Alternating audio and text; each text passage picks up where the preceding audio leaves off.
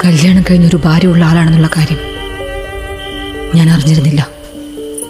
ആ സ്നേഹത്തിന് മുന്നിൽ ഞാൻ വീണുപോയി. അയാളിൽ എനിക്ക് 2 ഇരട്ട കുട്ടികൾ ജനിച്ചു. ആ കുഞ്ഞുങ്ങളുടെ കളിയും ചിരിയും കണ്ട് കൊതി തീർന്നില്ല എനിക്ക്. അതിനു മുന്നേ ഭർത്താവിന്റെ അവിഹിതം കണ്ടുപിടിച്ച ഭാര്യ ഒന്ന് സംസാരിക്കാനുള്ള അവസരം പോലും തരാതെ മൃഗീയമായി കൊന്നു.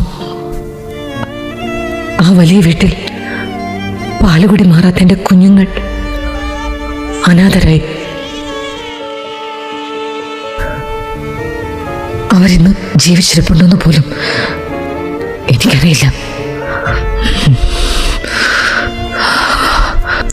അതിന് പകരം ഇവരുടെ മക്കളെ